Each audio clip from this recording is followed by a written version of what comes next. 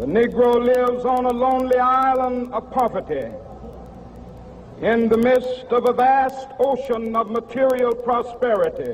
100 years later,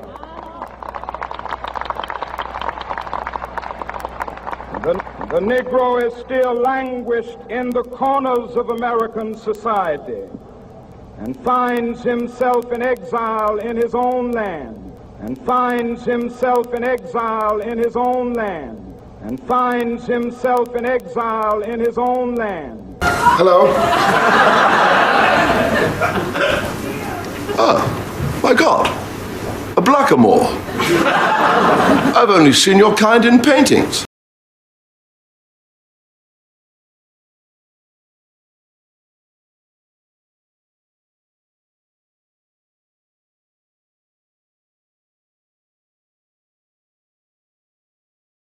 I'm sure to a no doubt, well-endowed blackamoor like yourself, it must seem absolutely impossible that a freak like me could fully enjoy the pleasure of... Curse on Moors and Saracens. Were it not for their ungodly ways, Master Robin would never have left. What manner of name is Hazim? Irish? Cornish? Moorish. Shit! Oh, you the idiot that damn near ran me over, aren't you? Wait till I find your boss. He gonna fire your metallic ass. You would do well to mind your tongue, Moor. Who's backing you? Puffy? Silence, Moor. Dance well, Moor. I read a lot, especially about things, about history. I find that shit fascinating. Here's a fact, I don't know whether you know or not.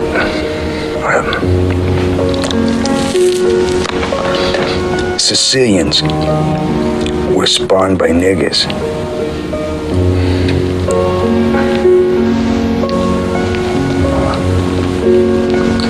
Come again? No, it's a fact, yeah. You see, Sicilians have black blood pumping through their hearts. And no, if you don't believe me, you can look it up. Hundreds and hundreds of years ago, you see, the Moors conquered Sicily. And the Moors are niggers. And the Moors are niggers. And the Moors are niggers. See, way back then, Sicilians were like wops from northern Italy. They all had blonde hair and blue eyes. But, well, then the Moors moved in there and, well, they changed the whole country. They did so much fucking with Sicilian women, that they changed the whole bloodline forever. And in this particular lecture, I'm going to cover a number of different things, and a lot of this to some people may seem like way out initially, you know, which it seemed to me, but I tried to gather as much facts as possible outside of the Moors to prove what we're saying. You know, a lot of times people say, well, y'all Moors saying this, but show me something else that's saying what y'all saying, that proves what y'all saying. So I tried to gather as much as possible, and I have a lot of information here to share. I tried to organize as best as possible because a lot of information, and I just tried to put it in the best way so that you could be able to grasp it. I'm going to start off speaking about a man by the name of Horace Greeley. And he was part of a worldwide conspiracy to conceal the information that I'm about to speak on today. And there's a definite reason why this information was concealed. Horace Greeley was the founder and editor of a paper called the New York Tribune, which was located in New York City. This newspaper was a national newspaper, as well as international, and it had a profound effect on the consciousness of European people. At the time when this was put together, you know, sometimes we think that Europeans, that, you know, they've been a world power, you know, going way back to so-called Greeks and Romans time, all that's fictional. All that's fictional. They just got themselves together as recently as 1854 to 1865. This is when they finally got themselves together to govern the planet on a global level, as recent as that date. And this is around the time of the Civil War. And at the end of the Civil War, they was finally able to put certain things together to bring us up together. at the time, during Horace Greeley's time, they was in a similar condition that we are in now, in the sense that you had many different white organizations at that time. They were all striving for the uplifting of their people, but they had many different ideologies, many different groups of themselves, all striving and vying with each other, sometimes bitter conflict with each other, in order to achieve that goal, which is the upliftment of their people. The key role that Horace Greeley played was that his paper, his organ, the New York Tribune, was able to gather up all those people and give them a sense of a unified context or paradigm or direction that they was all able to unify themselves behind, regardless to their different ideological differences and so on and so forth. And this is what we're hoping that the Moorish paradigm or the Moorish Renaissance that's taking place now will be able to do. That it will serve as a paradigm that will be able to unify our people in regards to the different ideologies. This particular article, Archaeological Cover-Ups, was dealing with the Smithsonian Institute, which was founded a little bit prior or during Horace Greeley times around in 1829. And it starts off, it mentions, it says, most of us are familiar with the last scene in the popular Indiana Jones archaeological adventure film, Raiders of the Lost Ark, in which an important historical artifact, the Ark of the Covenant from the temple in Jerusalem, is locked in a crate and put in a giant warehouse, never to be seen again. I'm sure you all remember that part at the end where they shipped it in. They had all these different boxes marked top secret. It goes on to say, the Smithsonian Institute is an independent federal agency. Sounds familiar? IRS, Federal Reserve, so on. An independent federal agency has been actively suppressing some of the most interesting and important archaeological discoveries made in America. Now, what they were covering up was our history in this hemisphere. At this time, this is the time when they concocted this myth that we were all brought over here on slave ships from Africa to be their slaves. This is one of the biggest lies they ever put together. You're going to see the massive proportions of the lie that they have put forward. Yeah, there were some that were brought here from Africa. But by far, the majority of us were already here. We had a civilization that went from Alaska all the way down to Chile, which they refer to as the ancient mound builders, the one who built the civilizations and built the mounds and pyramids all up and down this hemisphere. And you're going to see further what is the significance and the major role that we played as civilization here in this hemisphere. And the Smithsonian Institute was key in covering up these facts. And then they also mention in here about the Vatican and how they have an underground library in the Vatican. The walls 5 feet thick and 24-hour security. What they hiding down there. And he mentions how they have things down there that will conflict with the church's credibility or perhaps cast the official text in doubt. So they keep these things hidden. And it says, and it goes on to say, it says, when Thomas, the guy's name is Thomas, he was the director of the Eastern Mound Division of the Smithsonian Institute's Bureau of Ethnology. It says, when Thomas came to the Bureau of Ethnology, he was a pronounced believer in the existence of a race of mound builders distinct from the American Indians. They also began a program of suppressing any archaeological evidence that led credence to the school of thought known as diffusionism, a school which believes that throughout history there has been widespread dispersion of culture and civilization via contact by ship and major trade routes. Keep that in mind, because remember, Moor means navigator. We were a maritime nation all over the planet. And keep that in mind, because we're going to get deeper into that. This says the school of thought known as diffusionism believes that throughout history there was a widespread dispersion of culture and civilization via contact by ship and major trade routes. It goes on and says, but the Smithsonian opted for the opposite school, known as isolationism. Isolationism holds that most civilizations are isolated from each other and that there has been very little contact between them, especially those that are separated by bodies of water.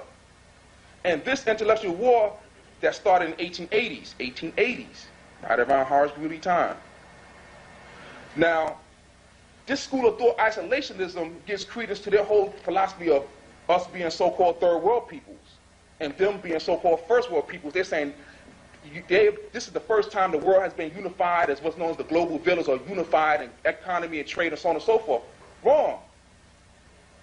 There's been 2 civilizations prior to that in which it was unified by the Moors. First the ancient Moabites or Moabites, and then the Moors. It goes on to say, when the contents of many ancient mounds and pyramids of the Midwest were examined, it was shown that the history of the Mississippi River valleys was that of an ancient and sophisticated culture that had been in contact with Europe and other areas. Not only that, the contents of many mounds revealed burials of huge men, sometimes 7 or 8 feet tall, in full armor with swords and sometimes huge treasures. All this was being found by the Smithsonian. This gets back into the Bible where they talk about these different giants and Nephilim and so on and so forth.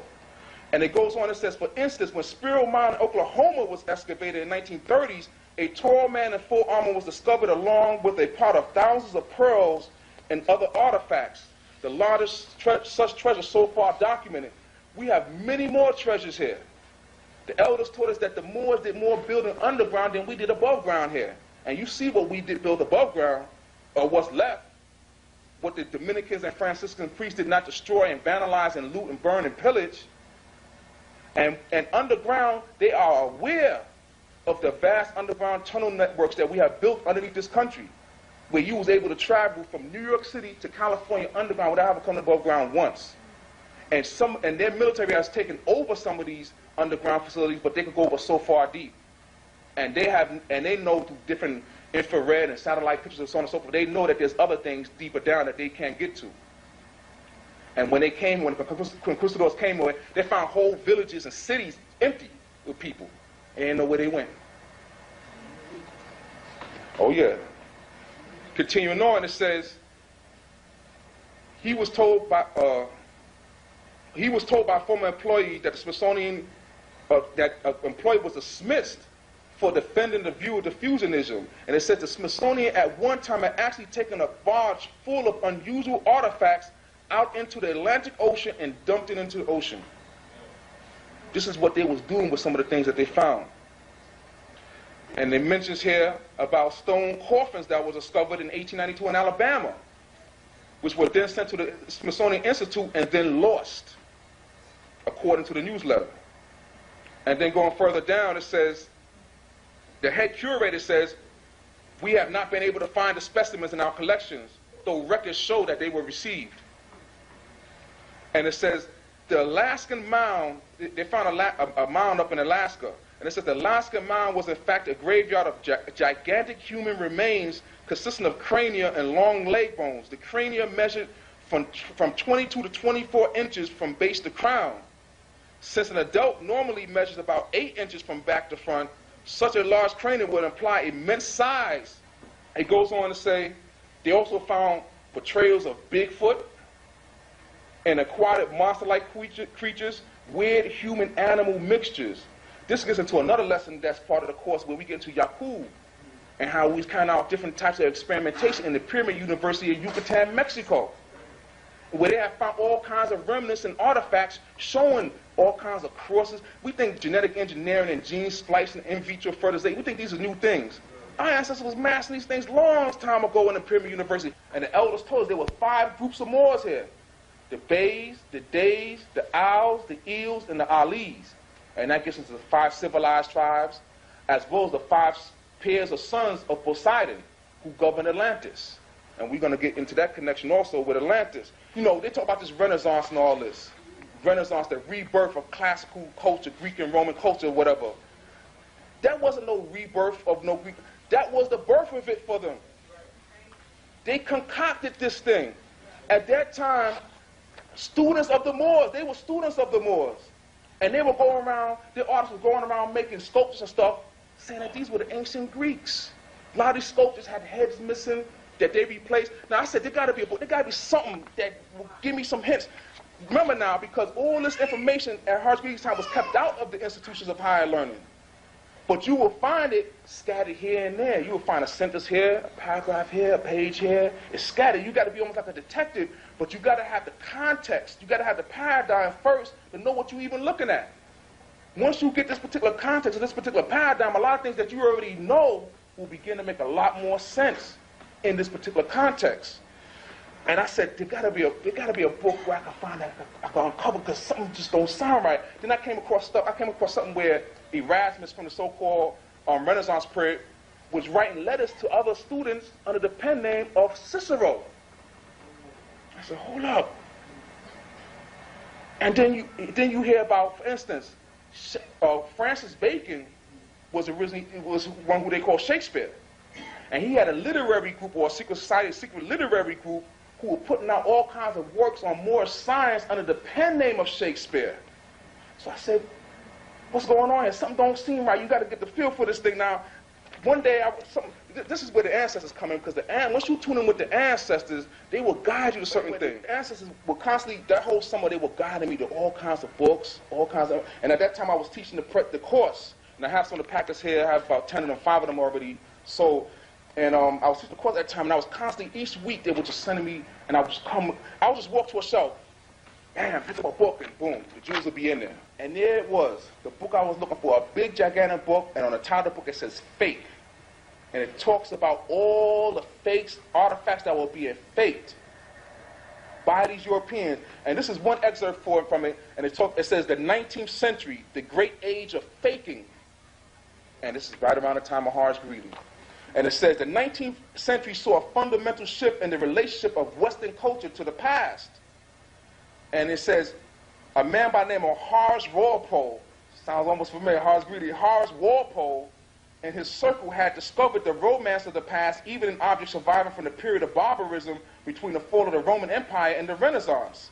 Their discovery arriving on the eve of the Industrial Revolution, a period in which spread of affluence was combined with the increasing desire to escape from the present, because they know they didn't have no history at that present time, produced an explosion in collecting. From classical antiquities and old master paintings, the mania spread to encompass the chivalric glamour of the Middle Ages, the sculpture and decorative arts of the Renaissance, 18th century ceramics, 17th century metalwork, and even towards the end of the century. So in other words, at this time, they was dealing with all this that they have spaced out over hundreds of years, the Renaissance. They was dealing with all this at this time, and this is the time when they was concocting this whole thing, this whole false history. This is what these Europeans did. They didn't have no history, just like their arms with no seeds. So they had to graft themselves onto already existing histories to give themselves a semblance of antiquity. They had no history. So they grafted themselves. The original people who inhabited the region that they referred to as Greek was us, dealing with the Mycenaean and Minoan Moors, who were navigators. The ones who inhabited the region that they referred to as Rome were the Etruscans, who were us. You see? So they had to concoct this false history for them to rise to be in the place of power where they're at right now. They ran into a problem. They found some tablets or whatever that had ancient Libyan or Numidian script, and they never could interpret these things. Then one day, they found out that Arabic was the key to it. But that threw them, they said, wait, this is something 200-something BC. The Arabs didn't come till later on to 700. How was Arabic dealing with that? You see? And this was the key to unlocking these particular scripts, and so they could interpret it, which means that, now they try to say that there was Arabs in North Africa or these different places before Islam. No, there wasn't Arabs. These languages were all part. We used many different languages. Sheehan Bey said that Latin was one of our ancient languages. We always associate Latin with European people, or what they call the Indo-European languages. Those are our ancient languages, going into ancient Sanskrit and so on and so forth. We had different languages for different purposes. Latin was a legal, scientific language, and Arabic was a more poetic, dealing with more subtle, conveying more subtle ideas and concepts. The so-called adobe houses that you see in Mexico, the Pueblo Indian, you see the exact same thing in North Africa. The exact same type of houses constructed the exact same way. And it makes sense, because, like I said, if you join those two parts together, what they call Libya, all that was all connected with America. It was all one thing. So naturally, you're going to have the same type of houses, the same type of climate, everything. And even the Dogon, the same type of thing, built in the side of the cliff, so on and so forth. The same thing. It's all one knowledge. And the Dogon mythology and the entire thing is identical identical to the Hopi Indians. If you look at the pictures of the Hopi Indians and look at the Dogon, it's identical. Same people, same technology. We found a Washita Street here at North Highland in Atlanta. A Washita Street, right over North Highland. You'll be surprised. This is, you know, see, they would love for all you to go back to Africa and give up the wealth and birthrights to this land here. They had to perpetuate that myth. And because they would know that once you realize who you are, you would claim your birthrights to this land right here that belonged to your ancestors. Imagine how mad your ancestors must be to be buried in these grounds and see you chasing after another land other than the land that you were born on.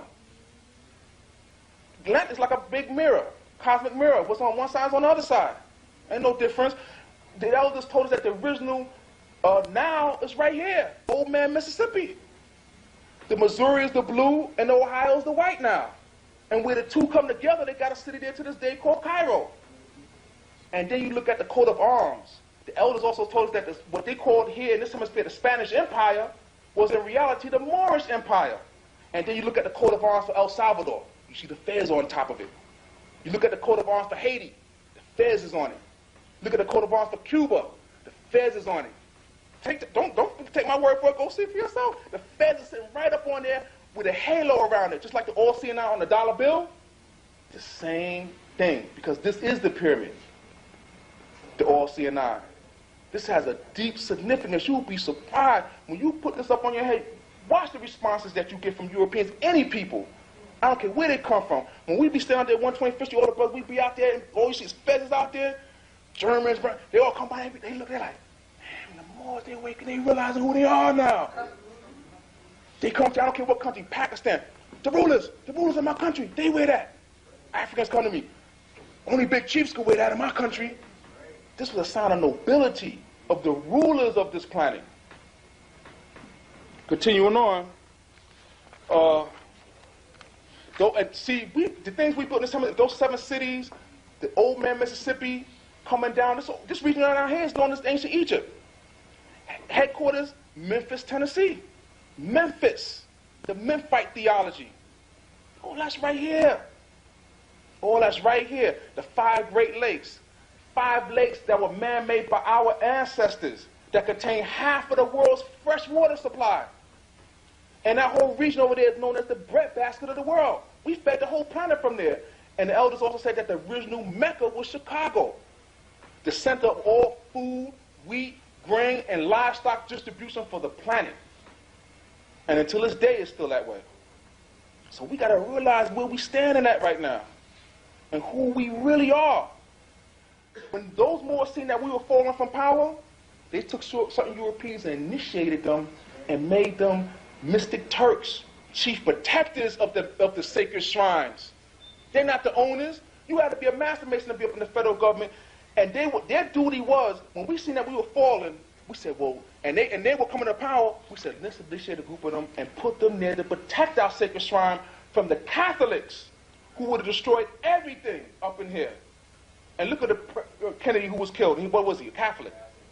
Can't be no Catholic to be up in our sacred shrine, dealing with religious mystery. We deal with science of mathematics from 0 to 9, zodiac and geometry, minus religious superstition. We don't get into that. We deal with universal science. They're waiting for you to come and claim what's rightfully yours. We sitting back, I'm a Negro, I'm a color, I'm a black, I'm African. Hey, when you come to them with that, they say, look, go back and study some more, come back when you're ready. Because this was given to me by Moors. The title of this says Moor. If you don't come correct, you're not getting nothing. If we realize who we are and wake up and do what we got to do on this planet, and we claim this, our brothers and sisters claim Africa, or claim that over there, we can get this planet back on track the way it's supposed to be. Let me just continue on. And this book just gets into all types of artifacts, hieroglyphics that was found. As a matter of fact, to show you how this is one world of our empire, the recent edition of Nexus magazine has an article in here that deals with, it says, Mystery Rock Carbons, Proof of Atlantis. And it shows you in Australia, they found hieroglyphics in Australia. Straight up hieroglyphics, cartouches and all. We had a vast global network and the technology was advanced. Here's a picture of model airplanes that were found in Central America. Aerodynamically built, look like modern airplanes. We was dealing with space flight, the whole nine. None of these things was new to us. I have a videotape here, the facing pyramids on Mars. And what they did, this is a lecture given inside the United Nations. There's a whole complex they found up there with numerous structures. When they measured the angles of those and the measurements of that complex up there, they gave key formulas of physics and geometry. And they matched up with the megalithic structures we built down here, the pyramids, Stonehenge, so on and so forth, showing this was all one technology we was dealing with. Ain't nothing new under the sun. We was dealing with all these things that we thinking is new now. We always had knowledge of these things. Let me just read you this article here. Oh, and also to show you something else, showing you the discrepancy in regards to chronology. There's a whole section of books from the Bible, whatever that they call Apocrypha, books that was left out from the Bible. One of the books is a book called the Book of Baruch. And you begin to see why they left these books, because it contradicts a lot of what they're saying. This book, so-called, deals with Nebuchadnezzar and the so-called Babylonian captivity. But you're going to find out that when they talk about Nebuchadnezzar and the Babylonian captivity of the children of Israel, the children of Yaqub, it was really dealing with the period of time when the Moorish nation had enslaved the Europeans. We enslaved them before they enslaved us. Now, I know, hold up. That's right. We had them enslaved on a global level for 360 years. This is why they was able to enslave us, because according to the divine law of retribution, what goes around, come around. And this is why the Moorish Empire fell. And you said, wait, they declared their independence from Britain. You think they declared their independence in 1776? When they declared their independence from the Moorish nation. Now, when I first heard, I said, oh, that's crazy. What are you talking about, the Moorish nation? It was the white people from England. I found a book called Diplomatic Relations with the Barbary Powers from 1776 up. And in it, it says that in 1776, Britain, France, Germany, Denmark, Italy, all these countries were paying tribute to Morocco. They were paying tribute to the Moors. You don't pay tribute unless you're a conquered nation. They were paying tribute to the Moors. And we were using them as mercenary forces. You see, you got to read between the lines, because they'll tell you by so many words. They can't outright tell you, because they're under open obligation not to. They can't tell you who you are outright. They could never tell you that you were Moors and that you had a Moorish empire just prior to their 1776 Declaration of Independence. They can't tell you that. Their system is based on you not knowing that, and they maintain themselves. Here's a picture. And we think over there, they switch geography around. We think over there is England. The elders told us that the original England is over here in Virginia, Jamestown, King James, Jamestown, Virginia, and that what they over there call England now, we used to call Albion or Albion. That hit me. I said, what are you talking about? Then I came across a book, and it says, Sir Francis Drake claimed the land of his. They're talking about California.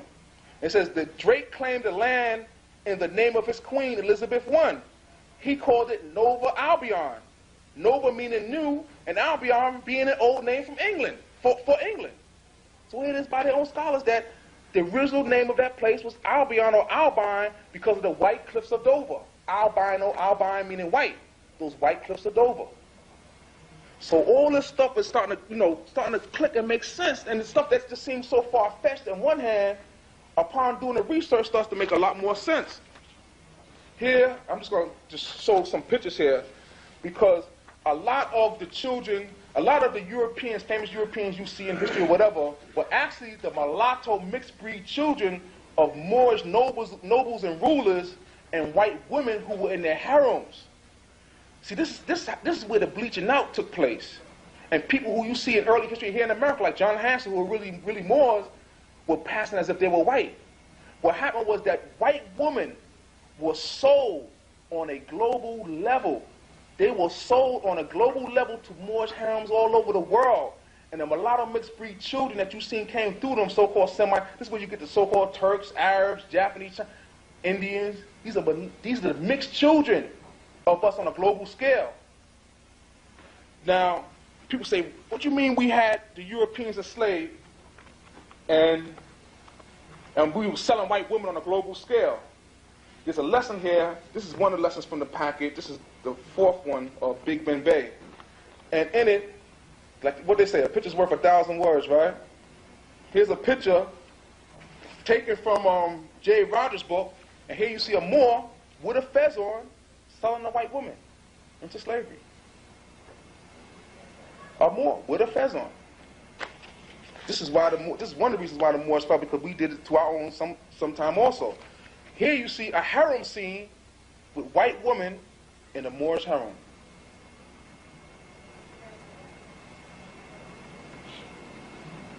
All right? So, a picture's worth 1,000 words. Now, now look at some of these people here. This right here is King Philip II, Philip III, son of King Philip II. And you could just tell by the lips and everything. He looked like one of our Spanish brothers or whatever. And here is a picture of King Philip II. These various rulers up in Europe. See, originally they were all so-called blackamoors, what they call blackamoors, and eventually through the bleaching out process, it became what's known as tawny Moors, or lighter-skinned Moors. That's where you get this whole thing about tawny Moors. Here's Alexander Farnese, Duke of Parma, the great Spanish general. All mulatto Moors. And they were more refined than the other savage Europeans because they grew up in the courts of the Moors. So they learned how to do like us, and how to behave amongst us. And here's even a picture of Sir Francis Drake, so-called, bad guy. You can see too. He was a mulatto Moor, if you look carefully. I know brothers, they look just like him. I have a picture here also of King John, the so-called signer of the Magna Carta. And here you see he looked just like a brother with two brothers standing in the back of him. King John of England, who so-called signed the Magna Carta. This thing is so deep. I mean, so much history has been left out. Here's a picture of Vesalius, one of the great scientists dealing with anatomy and everything. And you can see, I mean, he has an afro. He has an actual afro. So, I mean, there's no doubt he got an actual afro in this picture. And he was the founder. All these great people we see in Europe, God, most of these were the sons of Moorish rulers and European women. And then I'm going to get into the other class you hear about, the Bilderberg group and what's known as the black nobility. And I said, wait, Rothschild, why are Europeans, so-called white Europeans, call themselves black nobility? Where did that come from? And then you get into J. Rogers' book, Sex and Race, and you look at the coat of arms of the nobility up in Europe, Germany, France. All these are Moors. Let me just, to prove that they were Moors, and I'm using the specific word Moors. I'm not saying black, I'm saying they were Moors. Dealing with nationality, it says Negroes in the coat of arms of noble family. And with J. Rogers, you just got to get past the word Negro when you read his books. He got heavy information in his books. You just got to overlook that little word Negro. And here's the noble families these are the French, Italian, Spanish, and Polish noble families. And look at the names. Morlencia, Moret, Moretti, Moreau, Moresque, Moors. All Moors, ruling all throughout Europe. These are the ones from Dutch and Belgian families. And look at the names again. Moreau, Morreal, Moor, straight up Moor, M-O-O-R, straight up. Moors ruling Europe. And Civil War magazines, right? And on the inside here, and I'll have this up in the front, you could take a picture, look at it. They have a picture of a battle that took place during the Civil War. And when you look at what's on the heads of the fighters, you see blue and red fezzes. Clear as day, blue and red fezzes on their heads. Then I got the other magazine, and they have a picture here of another person fighting in the Civil War. Let me see what's on his head. The fez. This is in this hemisphere. Now, these particular units or regiments were what was known as Zouave troops. What is that about? I gotta look into it. What is Zouave troops fighting in the Civil War? These Zouave troops were so-called Algerians. Now, what are Algerians doing fighting over here in North America? Algerians, fezzes and all, Zouaves. This is where they got the word suave or suave from the word Zouave. They were known as some of the most fierce fighters in this war. They were just known as being fearless. There was instances where they talk about where they didn't like their guns. They just threw down their guns and just attacked with knives. It was just fearless. I mean, just knowing that it was a Zouave troop, you was struck fear. You know what I'm saying? So we just got this information. Now we're looking deeper into that aspect of it. And then I came across something else, and this bugged me out. This is something brief, but it just bugged me out. And I got this from an older Nexus magazine, and in it they did a series called "The History of Banks," history of banking. And it wasn't even the article was not even about this. It's not even about what I'm about to read. He just said this in passing, and the way he said it was as if like, you know, I don't even have to justify this. I don't have to prove this. This is just known. Check out what he said. He said, there was a hue and cry in the newspapers of the Northeast banking interests to execute the president of the vanquished Confederate States of America in the South. For 2 years, the president of the South was kept in a dark, wet, cold cell in the side of an earthen bank in Fortress Monroe. He was an ill and broken man when put there. He should have died and was expected to die. When it was apparent that there was no way the ravaged and occupied South, parentheses, which was ruled by blacks, could ever revolt, he was released. Oh, wait, hold up. He just threw that in there. I mean, in parentheses, he just says, which was the South, which was ruled by blacks. And I said, wait, he just threw it. He didn't even try and prove it or nothing. He just said it as if, like, this is just common knowledge. And I seen it mentioned in other books, talking about carpetbaggers, talking about how the South was ruled by black people. So someone else, see, what happened was that we had a plantation system already here, the Moors set up over here, where we had Europeans on it. And what happened was that they just took over the slave system that we already had, they just reversed it. And we became the slaves, the prisoners of wars and the slaves. So they just took over what was already established. This is why a lot of the ones who already managed the planet just became overseers. Just doing what they've always been doing, but now they're giving the fruits of their labor to the European, because they were defeated in particular wars or battles. All right? And there was something else that I wanted to, here, all right, let me just keep this right here. In this lesson also, I have a series of pictures in here. And this was a motif, and they constantly did this. They constantly showed pictures of famous European generals or leaders or whatever up front, and in the background you see a little more in the background, as if he's like some little servant or something like that. In reality, the European you see up in the front was the student of that little Moor you see in the background, who they portraying as a little servant. This was a motive, but they could not reveal who it was that was teaching them this science, because our heads would have been taken by the sword for teaching it to them. So we put them on the sword and told them not to reveal the secret. So you see, here's a picture of Peter the Great, and you see a Moor in the background, looking over his shoulder. That's the teacher. This is a student up front here. And you see another picture here of George Washington. You can't really see it from there. I don't expect you to see it, but I'm just going to show it. The family of George Washington, and here in the corner, you see a brother back here. In the corner, in the shadows, back in the corner, there's a brother back there.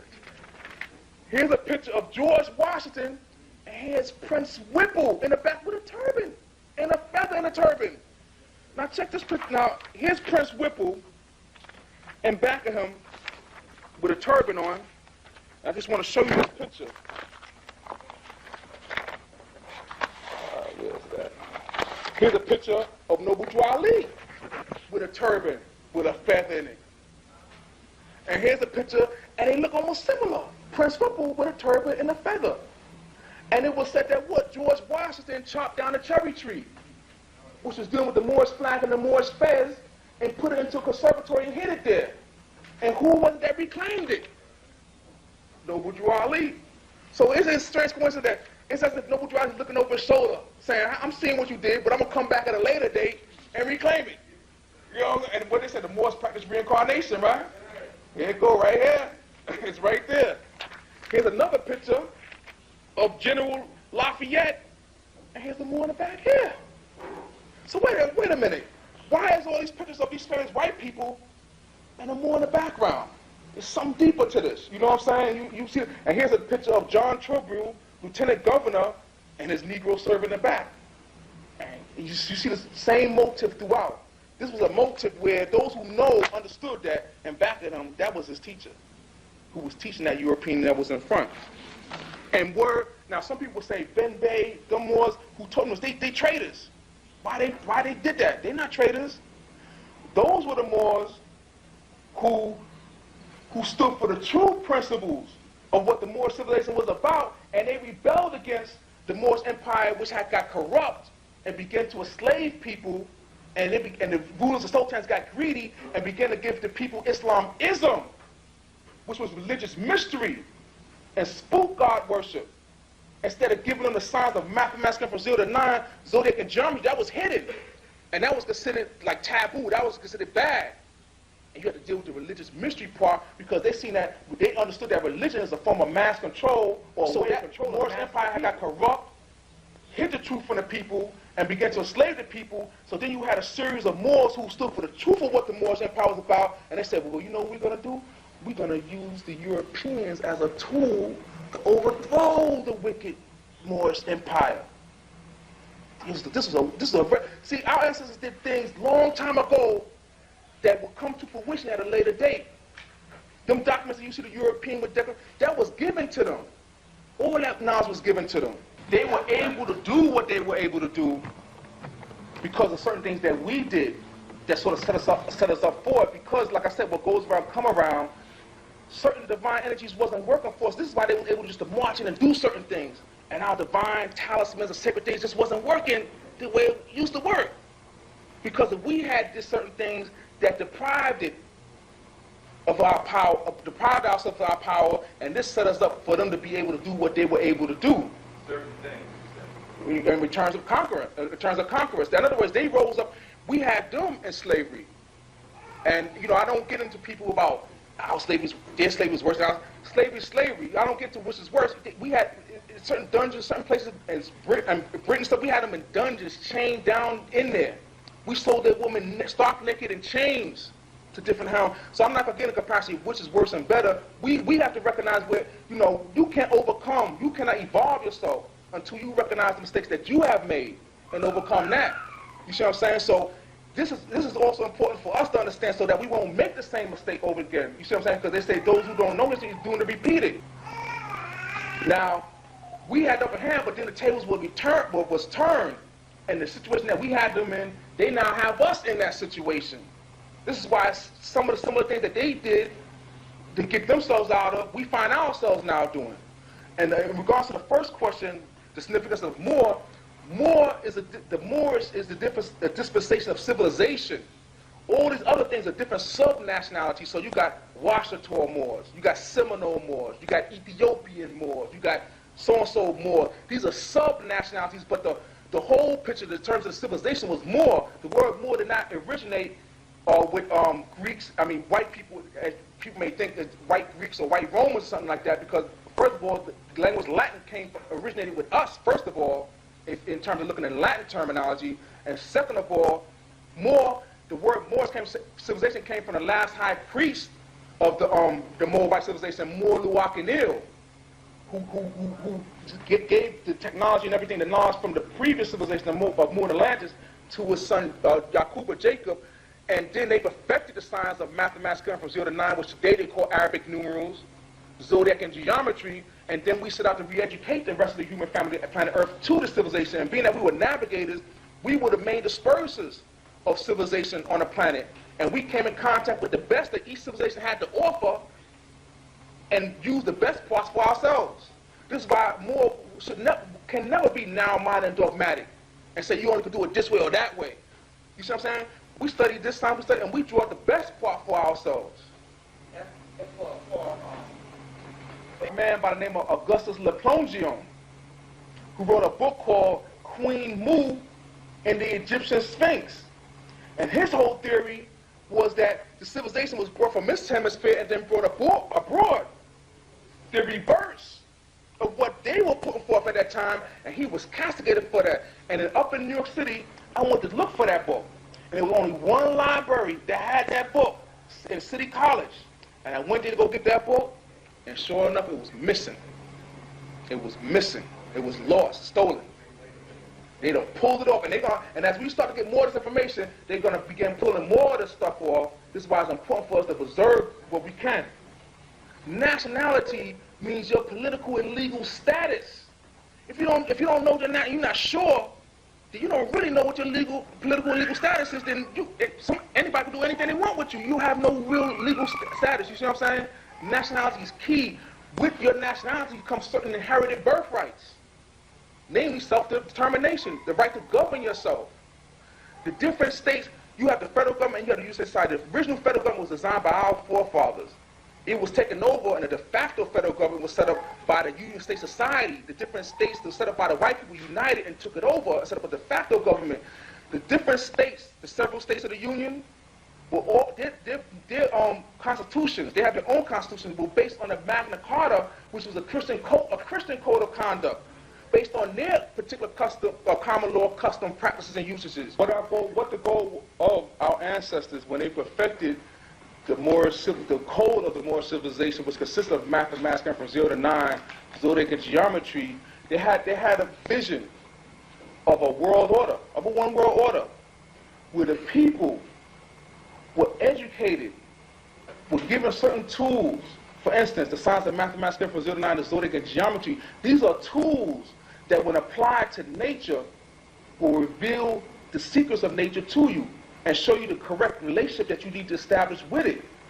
So their vision was that once the human family of planet Earth are properly re-educated to this science, you don't need a police force. You don't need a priest, a rabbi, imam standing over them telling them what to do. They will be able to exist under one law. Do as you will, as long as you do not infringe upon another person's right the same, and they will be educated and responsible enough to live under that one law. When you see a civilization like this civilization with hundreds of codes, laws, statutes on the books, that shows you that's a decadent society. Because they got to tell you and they got to force you to do what you know is right. But when you properly educate the people and give them the truth, they will do what's right. When I was in New York City teaching the board education, I came in there with my fez on, and you know how the board education system is. I was in there and I was teaching you sciences about the mind, about dreams, about the melanin. They were so hungry for it. When the bell would ring, they didn't want to leave. I had to actually force them to leave so the next class would come in. The youth, they are hungry for this truth. They're hungry for this knowledge. But if they're in the state that they are now, it's our fault. Because we did not give them what they need to know. We did not give them the proper tools, so they out there killing each other off. You see what I'm saying? So the ultimate goal was to establish a civilization based on universal principles, as opposed to now-minded religious dogma. See, all the different religions are based on the same universal principles. They just circumscribe it with different rituals and ceremonies, and then they argue amongst themselves over the different. Oh, you got to pray this way. You got to do this way. Yeah. See, but then you miss the forest for the trees. What is the true purpose of all of this? Of all those things? They're all based on the same universal principles. So the purpose of the Moors was to bring us back to universal principles, and then you could have variations on how it's expressed. But that's just showing you the truth from many different angles. The beauty of the truth is like a bouquet of flowers or a diamond with many facets. So the lesson that we need to learn is that we got to get beyond religious mystery. You see, you had two systems here. Religious mystery, and you got what they call masonry, which in reality deals with the evolution of man, you see what I'm saying, to its God-like, the unfolding of its God-like potential, that try to control every aspect of your life through a priesthood, when really the goal of our ancestors was to give you the proper tools and the universal sciences that you need, and then you go out and navigate the course of your own life, because you're a navigator. And I'm so busy navigating my ship, I ain't got time to navigate your ship. So let me give you the tools of navigation, the tools that you need to navigate the course of life, and you go on and navigate the course of your own life. And that was the ultimate goal. So what we were supposed to learn was that we was not supposed to get involved with enslaving anybody, hiding knowledge, hiding the truth from people so that you can enslave them and exploit them. We was not to break ourselves into different religious factions based on various religious dogma and religious mystery of different varieties. That we was to deal with universal science and principles and establish a sound relationship with nature and the earth. That was the goal, and that is what we were supposed to learn. We just need to focus on getting ourselves together. Nature is about to genetically select them out of existence. Just the solar rays, the ultraviolet rays in of itself is about to wipe it out. And they know this. We don't have to focus on killing the white people, destroying. Don't even focus on that negative emotion. Focus on building yourself up. Focus on building your government and your people, educating you. Focus on that. You know what I'm saying? We ain't got to get into negative, annihilating them. It's not about them. You know what I'm saying? We give them more credit than they're worth. Forget them. Deal with ourselves. They ain't all that. Why us making them be all that, oh, yeah, the white man, we got to, you're going to do this. Forget them. Do what you got to do.